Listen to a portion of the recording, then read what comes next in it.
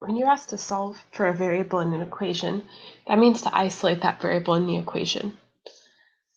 So if we have a linear equation like 2w plus 2l equals p in example 1, and we want to solve for one of the variables w, then we would move the other variable. So we would have 2w equals p minus 2l, because we moved the 2l by subtracting. And then to solve for w, we would divide every term by 2. So w would be equal to p minus 2l all over 2. So that's how we isolate a variable in a linear equation, but we might also isolate a variable in a quadratic equation. So for example, solve for s in the equation k equals s times s minus n. So in this equation, since s appears multiple times, we might want to try to simplify this equation before we isolate s. So I would distribute this s on the right side, s squared minus sn equals k. But now you can see we have s squared instead of just s, so we have a quadratic equation.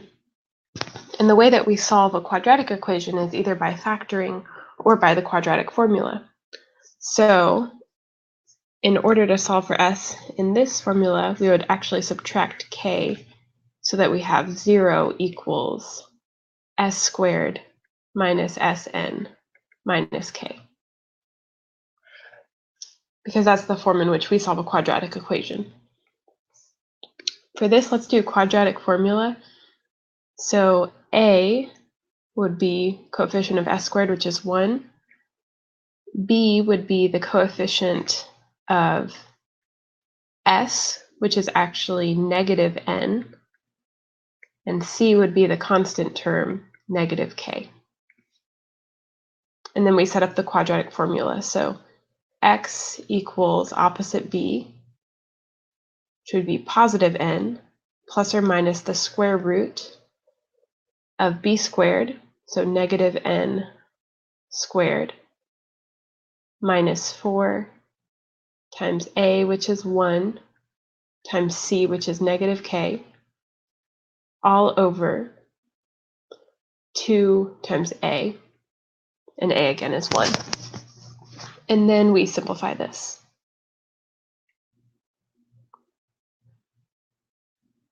Since we're solving for s, I'm actually going to replace s with x.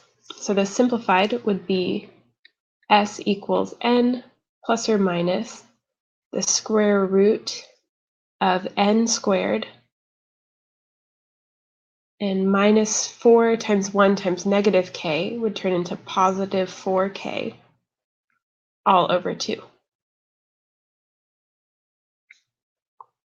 So we can leave the answer like this, or we could write it as 2 separate fractions. Either one would be okay. So s equals n over 2 plus or minus 1/2 square root of n squared plus 4k. So either this answer or this answer would be okay for solving for s.